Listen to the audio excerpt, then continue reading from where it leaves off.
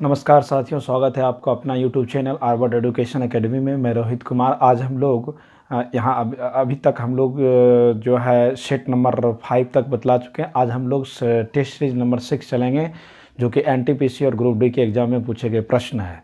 तो सबसे पहला हमारा प्रश्न है, कल हम लोगों ने 10 तक बतलाया, आज हम लोग 10 से आगे चलेंगे। तो मेरा सबसे पहला प्रश्न है, वह प्रश्न इस प्रकार से है। आपके स्क्रीन पर वह प्रश्न चला जाएगा, उस प्रश्न को आप देखिए।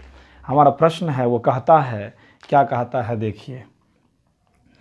ये क्वेश्चन हमारा जो कह रहा है वो क्या कह रहा है। 1 नंबर क्वेश्चन कहता है कि यदि आपको दिया है, यदि cos square phi plus 1/1 cosec square phi plus 17 equal to x, तो एक्स स्क्वायर का वैल्यू क्या होगा।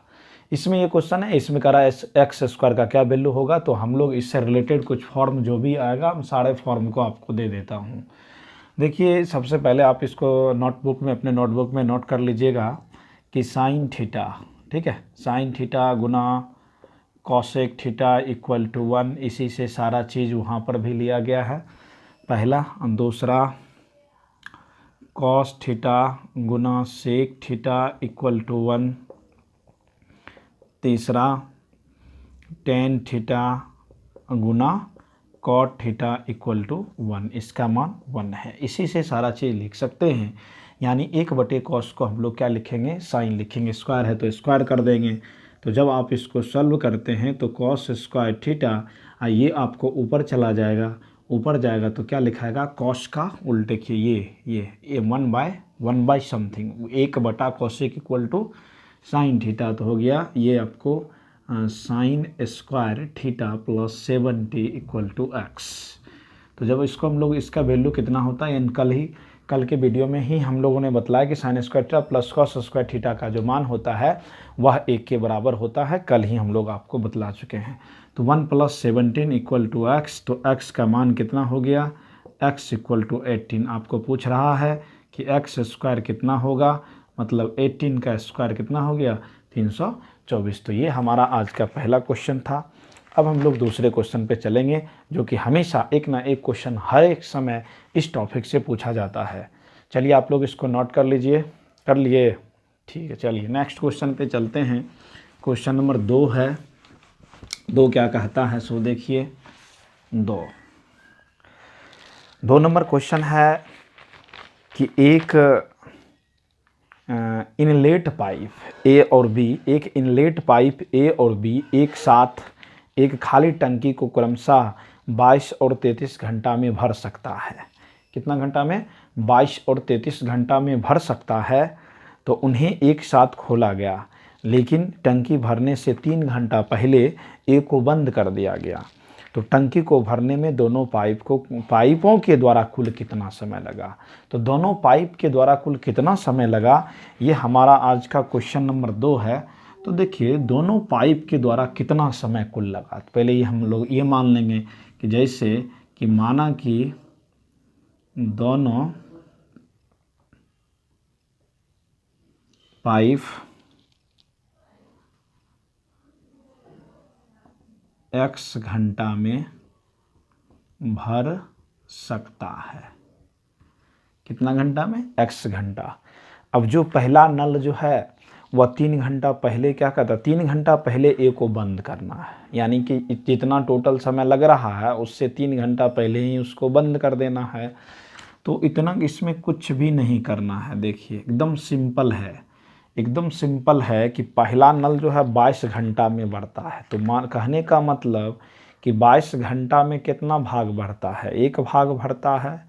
तो 1 घंटा में कितना भाग भरेगा, 1/22 भरेगा।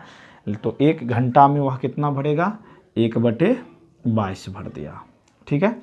अब इसी में 1 घंटा में अगर वह नल 1/22 भरता है और उस नल को जो हमको जो चलाना है x घंटा तक भरना था, लेकिन वह नल क्या हो गया कि वह नल आपको 3 घंटा पहले ही उस नल को बंद करना पड़ेगा। तो 1 घंटा में इतना भरता है, तो इतना घंटा में कितना भरेगा। तो इससे हम लोग उसको क्या करेंगे, क्योंकि इतना पहले ही उसमें क्या करना है, कम नल को बंद करना है, तो x माइनस 3 अब प्लस ये था 1 घंटा का एक भाग भरने में इसको पहला नल को इतना जो है भाग वह भर सकता है। अब दूसरा नल है कि दूसरा नल जो है वह उस भरता है आपको 33 घंटा में, यानी कि 1 घंटा में कितना भरेगा, 1/33 भाग भरेगा।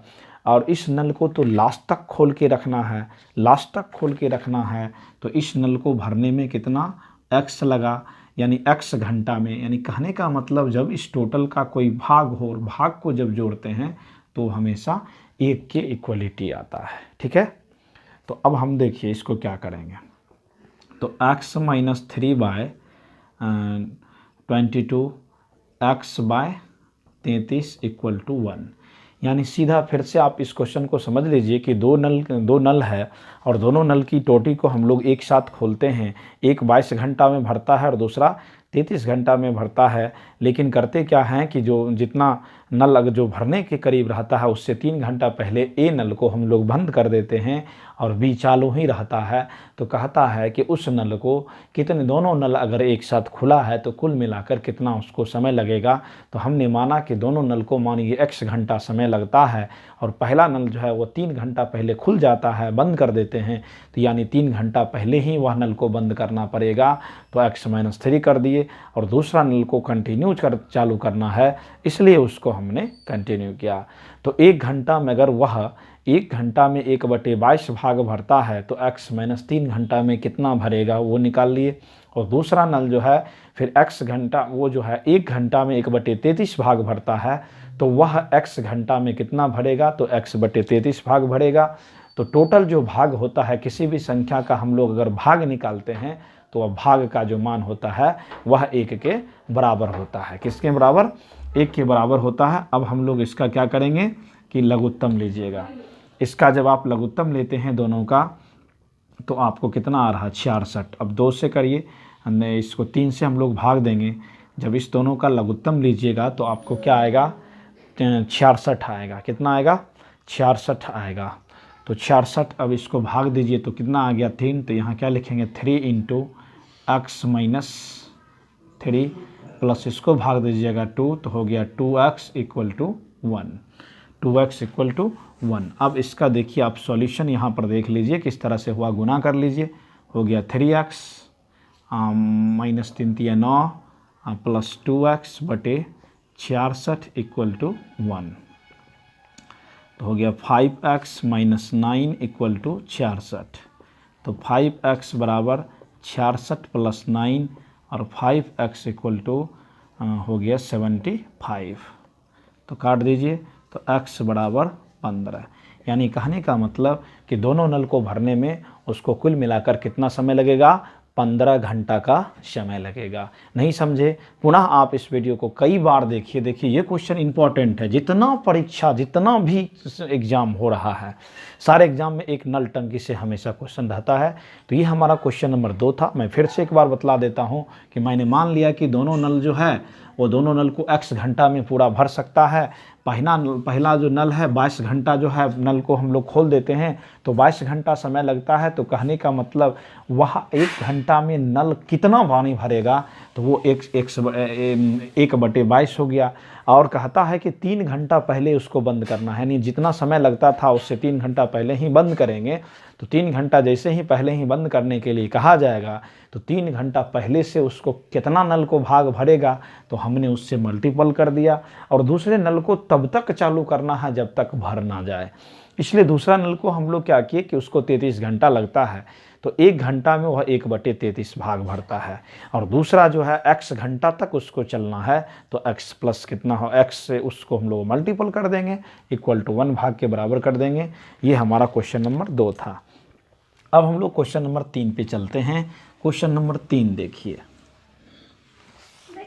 क्वेश्चन नंबर 3 जो है हमारा इस प्रकार से है। क्वेश्चन नंबर 3 देखिए क्या है। क्वेश्चन नंबर 3 कहता है, बड़ी सिंपल क्वेश्चन है, देखने में लगता है बड़ा है लेकिन एकदम आसानी से आप बना सकते हैं, कोई धड़फड़ाहट की कोई ज़रूरत नहीं है। 3 नंबर क्वेश्चन है कि अच्युत 25,000 रुपया, अच्युत नाम का एक लड़का है जिन्होंने 25,000 रुपया का निवेश कर एक चाय की दुकान खोलता है, और चाय का दुकान खोलता है, जो वह निवेश करता है पैसा वह 25,000 करता है। वह इस राशि का 30% दुकान की फर्नीचर पर ख़त्म करता है और 20% जो है अन्य सामग्री पर खर्च करता है। तब कहता कि अब दुकान के लिए बाकी सामान खरीदने के लिए अब उसके पास कितना पैसा बचा। तो सिंपल बात है, आप इसको आसानी से कर सकते हैं। शेष बची राशि, शेष बची राशि। अब शेष जो राशि इसको बचा होगा, तो पहले तो उसने क्या किया, फर्नीचर पे ख़त्म किया, कितना का 25,000 का, 25,000 का कितना 30%।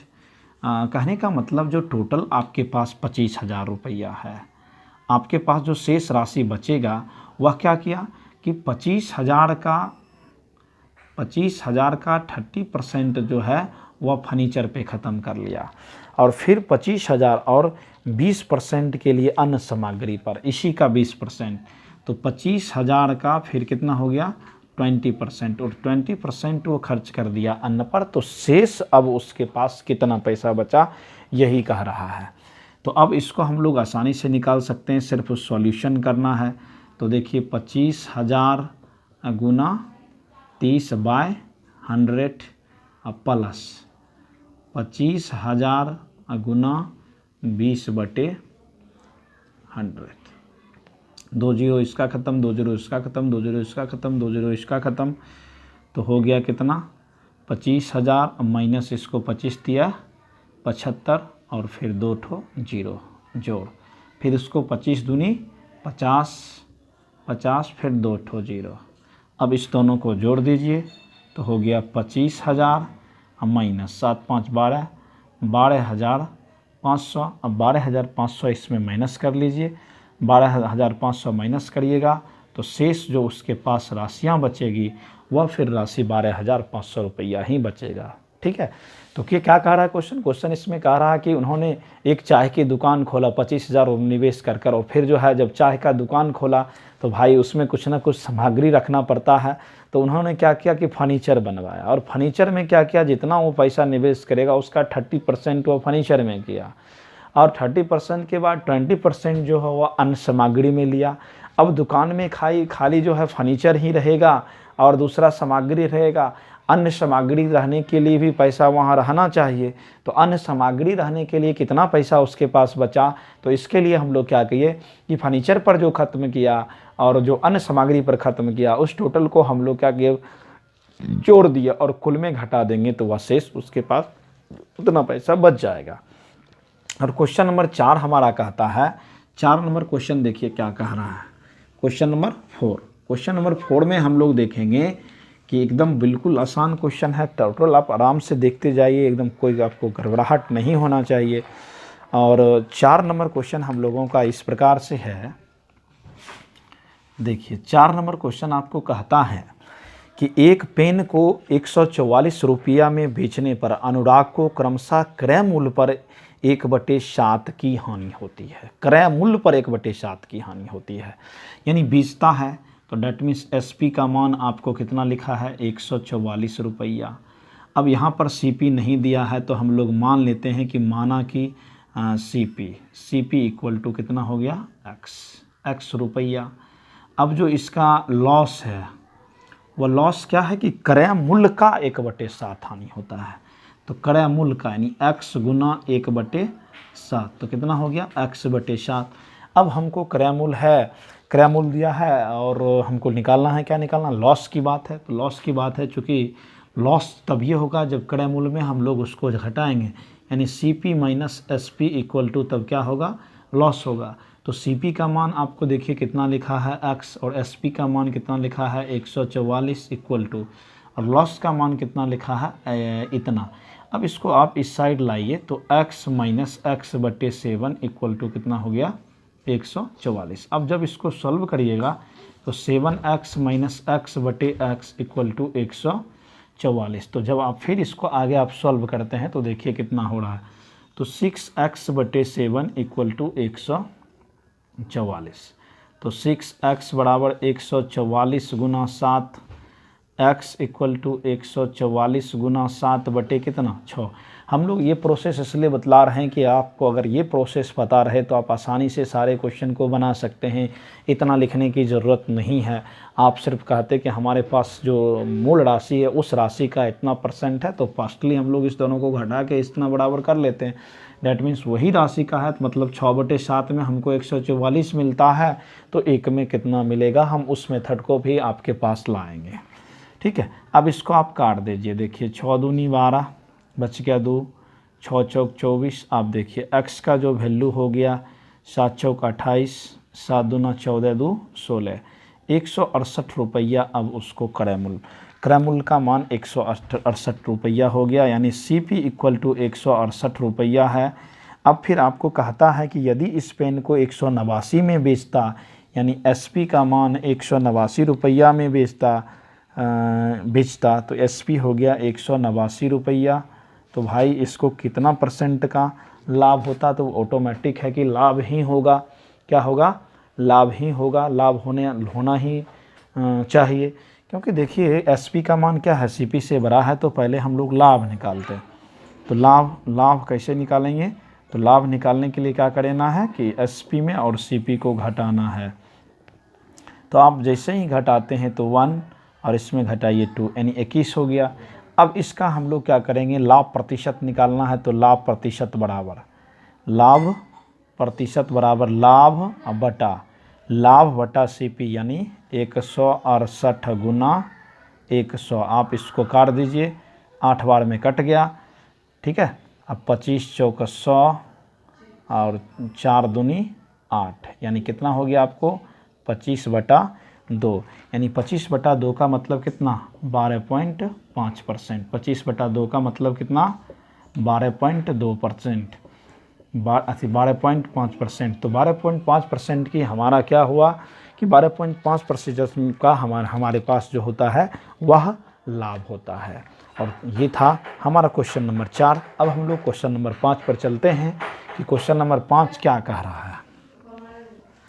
इसको आप आसानी से उतार लीजिए, वीडियो को पॉज कर करके उतार लिया कीजिए, देख लीजिए कि क्या आया क्या नहीं आया। SP CP में हमने कल भी एक फार्मूला दिया था कि SP CP के अंतर्गत क्या क्या आता है, लेकिन थोड़ा सा हम आपको फिर से बतलाते हैं कि इस क्वेश्चन में जो कौन से पॉइंट आ रहा था उस सारे पॉइंट को आप लिख लीजिए। जैसे कि आपको अगर लाभ हो रहा है तो लाभ मतलब SP हर हाल में होगा SP माइनस CP। ठीक है, अगर आपको हानि हो रहा है तो हानि होगा, तो हानि होने के लिए CP माइनस SP हमको करना पड़ेगा। अब हमें अगर आपको लाभ प्रतिशत पर जानना पड़ेगा तो लाभ प्रतिशत बराबर हम लोग लिखेंगे लाभ बटे क्रय मूल्य गुना 100। अब हानि प्रतिशत अगर जानना हो तो हानि प्रतिशत के लिए हम लोग क्या लिखेंगे, हानि बटे क्रय मूल्य गुना 100। ये हानि प्रतिशत के लिए है। अगर आपको इसी क्वेश्चन में ये आ गया, जैसे कि ये दे दिए हम कि आपको क्रय मूल्य SP ज्ञात करिए, तो SP equal to CP into 100 plus profit by 100। ये हो गया। अगर आपको SP ही रहेगा, लेकिन अगर आपको हानि हुई है तो 100 माइनस हम लोग क्या लिखेंगे, लॉस बटे 100 का फार्मूला लगाएंगे। अगर हमको ये दोनों था, अगर हमें CP प्राप्त करना हो तो क्या लिखेंगे, SP बटा 100 प्लस प्रॉफिट। क्या लिखेंगे, 100 प्लस प्रॉफिट। अगर हमें CP ज्ञात करना हो लेकिन हमें अगर हानि प्राप्त हुआ है तो उस स्थिति में SP गुना 100 बाय 100 माइनस हानि। ठीक है, तो ये क्वेश्चन किसी भी इस चैप्टर से कोई भी क्वेश्चन आएगा, आप इन फार्मूला का उपयोग करके आसानी से बना सकते हैं। सबसे पहले इस फार्मूला को आप अपने नोटबुक में नोट कर लीजिए, फिर हम लोग आगे की तरफ चलते हैं। अगला क्वेश्चन हमारा इस प्रकार से है, वो आप देखिए।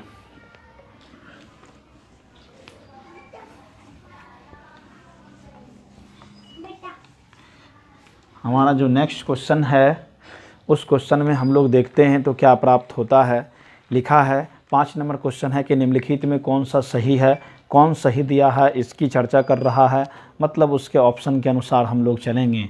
ऑप्शन में ये सबसे पहला जो ऑप्शन है वो लिखा है 19/16 इज़ ग्रेटर देन 13/24। तो इस प्रकार के क्वेश्चन को सॉल्व करने के लिए हम लोग देखेंगे कि कौन सा क्वेश्चन में सही बात है या नहीं है। तो फर्स्टली आप उसका क्या करें, एलसीएम लें, और एलसीएम लेने के बाद दोनों का अगर एलसीएम लेंगे और दोनों का जो हर अगर एक जैसा हो जाएगा तो हम आसानी से उसको निकाल सकते हैं।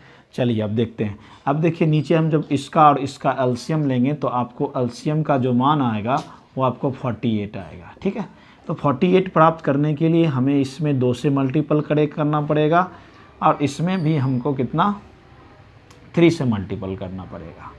अब क्या ये सही है कि नहीं है? 48 प्राप्त करने के लिए इसमें 2 से मल्टीपल करना पड़ेगा और इसमें कितना करना पड़ेगा, इसमें आपको 2 से, इस नीचे जितना ऊपर से उतना नीचे से, तो आपको हो गया, देखिए 3 नीचे 3 से तो ऊपर भी 3 से, तो 9 × 27/48 और 13 दूना 26/48। अब इसमें देखिए आसान सी बात है, अगर नीचे सेम हो तो ऊपर जो बड़ा होगा वही संख्या बड़ा होता है। यानी 27/48 क्या है, बड़ा है, 27/48 बड़ा है क्योंकि ऊपर वाला बड़ा है, तो इस स्थिति में वह बड़ा होगा। चलिए नेक्स्ट क्वेश्चन हम लोग अगला क्वेश्चन चलते हैं, क्योंकि यही इसका आंसर हो जाएगा, बात को चेक करने की कोई आवश्यकता नहीं है। तो आप अगर इस प्रकार का कोई भी क्वेश्चन हो, उस क्वेश्चन को आप बनाना चाहते हैं तो इसी ढंग से बनावें, आसानी से बनेगा। क्वेश्चन नंबर 6 जो है, क्वेश्चन नंबर 6 कहता है कि रोहन और रोहित एक साथ किसी काम को 10 दिनों में समाप्त करता है, जबकि रोहन उसी काम को अकेला 15 दिनों में कर सकता है। तो रोहन अकेला उस काम को कितना दिन में करेगा? अगर अकेला की बात,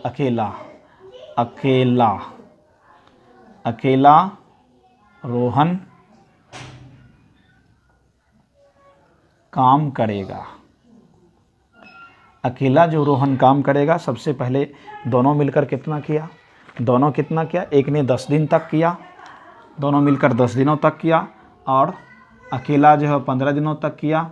अब क्या करना है, 15 में 10 को घटा दीजिए, आसान। ये सब इसी, जब भी इस प्रकार के क्वेश्चन आए तो आप यही ढंग से कीजिए। तो कितना हो गया, 150/5 और काट दीजिए 30, यानी कि वह अगर अकेला उस काम को करेगा तो 30 दिनों में वो समाप्त कर लेगा। कितना दिन में, 30 दिनों में समाप्त कर लेगा। अब हम लोग अगला क्वेश्चन चलते हैं। बड़ी आसान क्वेश्चन है, सब एकदम, सब एग्ज़ाम के दृष्टिकोण से सारा क्वेश्चन एग्ज़ाम में पूछा गया था। 2018 के एग्ज़ाम जब हुआ, उसी एग्ज़ाम में 19 तारीख वाले एग्ज़ाम में ये पूछा गया था। अगला क्वेश्चन है एकदम, ये क्लास 10 से रिलेटेड क्वेश्चन है, आप इसको देखिए। 7 नंबर क्वेश्चन है, लिखा एक ट्रायंगल है। चलिए एक ट्रायंगल हम आपको दिखाते हैं। ये इस प्रकार का एक ट्रायंगल है और ABC, इसका मान लिखा है 1 और 2, इसका लिखा है -4 और -3, इसका लिखा है 4 और 1। तो कह रहा है कि इसका क्षेत्रफल क्या होगा, त्रिभुज का क्षेत्रफल क्या होगा, आप इसको निकाल कर बतलाइए। देखिए त्रिभुज का क्षेत्रफल निकालने के लिए फर्स्टली आपको इसका फार्मूला आना चाहिए, क्योंकि जब तक फार्मूला नहीं आएगा तब तक आप निकाल नहीं सकते हैं। मतलब आप समझिए कि इस प्रकार से चल रहे हैं, हम फार्मूला आपको सिखा रहे हैं। यहाँ A है और यहाँ B है और यहाँ C है। इसका निर्देशांक x1 y1 है और इसका जो है वह x2 और y2 है। इसका जो है x3 और y3 है। तो हम त्रिभुज का क्षेत्रफल कैसे निकालेंगे?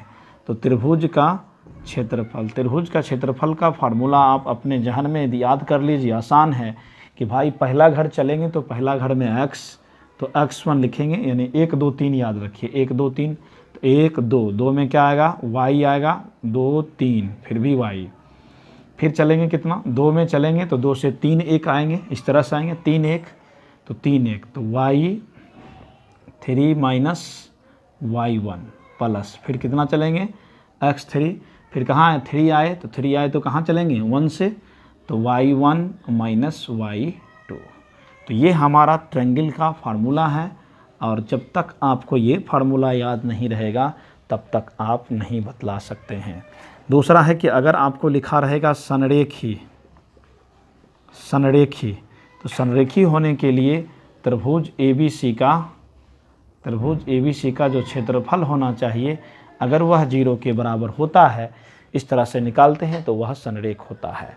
अब हम लोग इस क्वेश्चन पे चलेंगे कि कह रहा कि इसमें कि इसका आप मान निकालिए। चलिए, तो ट्रायंगल का क्षेत्रफल, इसका जब आप क्षेत्रफल निकालते हैं तो मैंने फर्स्टली कहा कि 1/2 लिखेंगे। पहला वाला घर कितना है 1, दूसरा से चलिए -3 -1 प्लस, फिर दूसर के पास आएंगे तो -4 है, फिर अगला से चलिए 1 - 2 प्लस, फिर 4 आइए 4 लिखिए तो क्या लिखाएगा 2 माइनस, फिर -3। अब इसको आप सॉल्व कर लीजिएगा तो शायद इसका आंसर मिल जाएगा। 3 रुपया कर्जा पहले लिया, फिर 1 रुपया कर्जा लिया, 4 में से 1 गुना करेंगे तो 4 आ जाएगा, फिर माइनस है, फिर यहाँ भी माइनस होगा, माइनस कितना हो जाएगा प्लस हो जाएगा। अब उसके बाद माइनस ये प्लस हो जाएगा, 3 2 5 5 चौका 20, तो कितना आ गया आपको इधर 20 आ जाएगा। ये प्लस ये ख़त्म हो गया, 1/2 गुना 20 काट दीजिए 10, तो कितना आ गया आपको, इसका मान 10 आ जाएगा। क्या आ जाएगा 10 आ जाएगा। ठीक है, कोई प्रॉब्लम? तो ये हमारा क्वेश्चन नंबर 7 था। क्वेश्चन नंबर 8 पे चलिए। इस फार्मूला को आप अवश्य रख लीजिए, अगर नोट नहीं किए तो आप अपने कॉपी में नोट कर लीजिए कैसे हो रहा है। चलिए 8 नंबर क्वेश्चन पे हम लोग चलते हैं। क्वेश्चन नंबर 8 क्या कह रहा है वो आप देखें। 8 क्या कह रहा है वो आप देखिए। ये क्वेश्चन है कि मौसा ज्ञात कीजिए, भिन्न वाला मौसा ज्ञात करने के लिए। 8 नंबर जो क्वेश्चन है आपको भिन्न टाइप का जो क्वेश्चन रहता है, अगर भिन्न में है तो भिन्न का मौसा हम लोग कैसे निकालेंगे, तो देखिए हम आपको फार्मूला लिख देते हैं कि भिन्नों का मौसा। अगर भिन्नों का मौसा कहे तो आप सबसे पहले क्या करिए कि अंश का मौसा बटा हर का लौसा, हर का लौसा क्या करेंगे, हर का लौसा निकाल लेंगे। अगर भिन्नों का लौसा पूछे तो आप क्या करिएगा कि अंश का पहले लौसा निकालना है, ठीक है, फिर हर का मौसा निकालना है। हर का क्या निकालना है, मौसा निकालना है। तो इससे रिलेटेड जब क्वेश्चन आएगा तो आप आसानी से बना सकते हैं। हम सारे क्वेश्चन का आपको जो भी उसका फार्मूला आ रहा है, क्या आ रहा नहीं आ रहा, सब हम लिखते जा रहे हैं। तो चलिए अब हम अपने क्वेश्चन पे चलते हैं कि ये क्वेश्चन है इसका मौसा निकालने के लिए कह रहा है। तो सिंपली हम डायरेक्ट इस पर चलेंगे। देखिए कितना है, 2 है, 8 है और 10 है, 32 है। तो ऊपर है मौसा कह रहा है तो ऊपर वाला का हम मौसा लिखेंगे। नीचे क्या लिखा है 3, 9, 27 और 81 का आपको क्या निकालना है, लौसा निकालना है। तो मौसा कहते हैं कि जो संख्या सबको विभाजित करता है लेकिन छोटा होना चाहिए। देखिए 2 का टेबल में सवारा सबसे छोटा 2 है तो सिर्फ क्या होगा 2 होगा, क्योंकि जो छोटा वाला आएगा वही मिलेगा। तो ऊपर में इनमें से कौन में 2 है उस सब को रोक लीजिए, बाकी बात को हटा दीजिए, ठीक है। तो ऊपर में देखिए कि अब जब इसका आप लोग लौसा निकालते हैं, लौसा कहते हैं 3 है, ये फिर 3 है, फिर 3 है, सबसे ज़्यादा 3 पे पावर 4 होगा। सबसे ज़्यादा जो रहता है वही लिखाता है, जो मिलता है वो भी, जो नहीं मिलता है वो भी। जब इसका सॉल्व करेंगे तो 2 बटे कितना आ जाएगा 81 आ जाएगा। बोलिए कोई दिक्कत है? फार्मूला को आप अवश्य नोट करें। फार्मूला अगर याद रहता है तो आप आसानी से, हम लोग एक दिन इसका क्लास लेकर चलेंगे, हर टॉपिक का एक एक क्लास आएगा, लेकिन जब तक एग्जामिनेशन होगा तब तक हम लोग इसी प्रकार का जो क्वेश्चन पूछा गया था सारे क्वेश्चन के बारे में ही आपको डिटेल से जानकारी देंगे। तो हमारा क्वेश्चन 8 नंबर तक हो गया। अब क्वेश्चन नंबर 9 देखिए। 9 क्या कह रहा है? 9 नंबर क्वेश्चन है कि सम 11 से विभाजता का नियम। देखिए आप सबसे फर्स्टली आप याद कर लीजिए 2 से विभाज्य। हम आपको टोटल दे रहे हैं 2 से विभाज्य के लिए जो यूनिट प्लेस होना चाहिए, यूनिट पे आपको 0। चलिए थोड़ा सा इसका डिटेल्स ही दे देते हैं।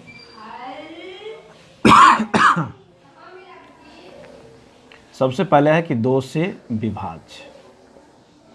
2 से विभाज्य के लिए इकाई अंक जो है वह 0, 2, 4, 6 और 8 होना चाहिए, ठीक है। 3 से विभाज्य है तो सभी अंकों का योग करना है, ठीक है। 4 से विभाज्य 4 से विभाज्य का क्या नियम है? 4 से विभाज्य है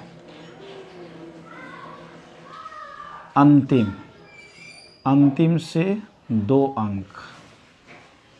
4 से विभाज्य, अंतिम से 2 अंक 4 से विभाज्य होना चाहिए। 5 से विभाज्य, 5 से विभाज्य के लिए 0 और 5 होना चाहिए। 6 से विभाज्य, 6 से विभाज्य के लिए 2 और 3 से विभाज्य हो, तब वह संख्या 6 से होगा। 7 से विभाज्य, 7 से विभाज्य के होने के लिए ये 2 तरीका है, लगातार 6 अंक एक ही जैसा, या नहीं तो लास्ट में जो अंक रहेगा उसमें 2 से मल्टीपल करके शेष अंक में घटाना है, ठीक है। या नहीं तो क्या करना है, इस तरह से, जैसे कि आपको 49 है, ठीक है, तो लास्ट में जो अंक रहेगा उस अंक को हम लोग 2 से गुना करेंगे और टोटल अंक में उसको 49 में उस अंक को घटाइएगा तो आपको निकल जाएगा, ठीक है। 7 से बाद 8 से है, 8 से विभाज्य, 8 से विभाज्य होने के लिए अंतिम 3 अंक, अंतिम 3 अंक 8 से क्या हो, विभाज्य हो, ठीक है। 9 से विभाज्यता का नियम, चलिए 9 से विभाज्य, 9 से विभाज्य कब होगा? 9 से विभाज्य तभी होगा जब इस नियम को वो फॉलो करेगा। 9 से विभाज्य होगा कि सभी अंकों का योग 9 से क्या हो, विभाज्य हो। जितना भी अंक रहेगा वह 9 से विभाज्य रहेगा। तब 10 से विभाज्य, 10 से विभाज्य होने के लिए एक सिर्फ 0 होना चाहिए, 1 0 या 2 0 होना चाहिए। 11 से विभाज्य, 11 से विभाज्य होगा, उसके लिए क्या होगा कि सम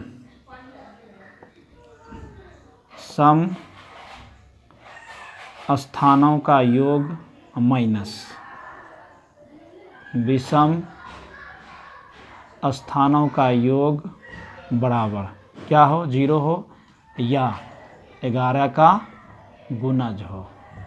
0 हो या 11 का गुणज हो तो वह विभाज्यता का नियम, मैंने विभाज्यता का जितना भी नियम था सारे नियम आपको हम बोर्ड पे दे चुके हैं, आप इसको सबसे पहले नोट कर लीजिए। अगर आप इसको नोट कर लेते हैं तो इससे रिलेटेड कोई भी क्वेश्चन आएगा तो आप बना लीजिएगा, ठीक है। चलिए, हम लगता है नोट कर लिए हैं, चलते हैं आगे। अब आइए जो क्वेश्चन पे क्या कह रहा है। क्वेश्चन हमारा इस प्रकार से है और ये कहता क्या है, सो देखिए क्वेश्चन में हम लोग देखते हैं। क्वेश्चन है कि ये संख्या है 9 में x 4 4 6 1, तो ये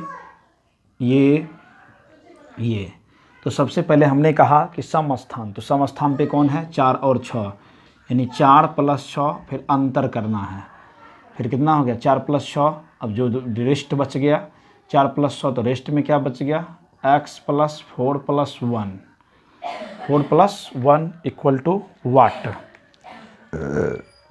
कि कौन सी संख्या हम लोग वहाँ बैठाएंगे कि वह भाग लग जाएगा, कौन सी संख्या को बैठाएंगे कि भाग लगेगा।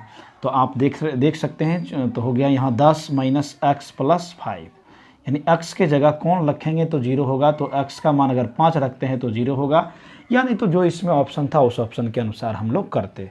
तो ये हमारा क्वेश्चन नंबर 9 था। हमने विभाज्यता का नियम का टोटल आपको बतलाए हैं, अभी जस्ट लिख चुके थे।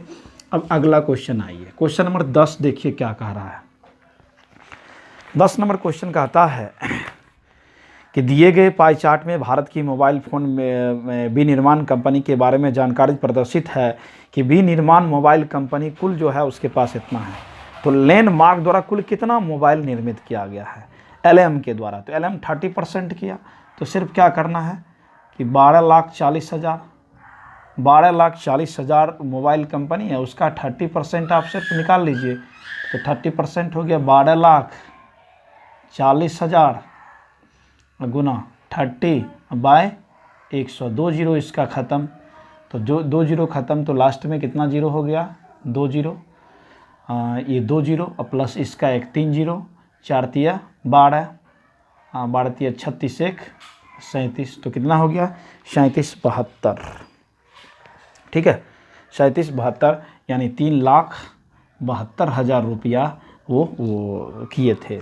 तो आज हम लोग क्वेश्चन 10 का सेट चले। क्वेश्चन 10 का सेट में क्वेश्चन नंबर से जो है ये 10 सेट का था, 10 था हमारा जो सेट नंबर था, सीरीज नंबर ये 6 है और 6 नंबर सीरीज में हमने 10 क्वेश्चन लेकर चला। और ये वीडियो कैसा लगा आप हमें कमेंट करके अवश्य बतलाइए। फिर हम लोग मिलते हैं अगले वीडियो में, तब तक के लिए नमस्कार।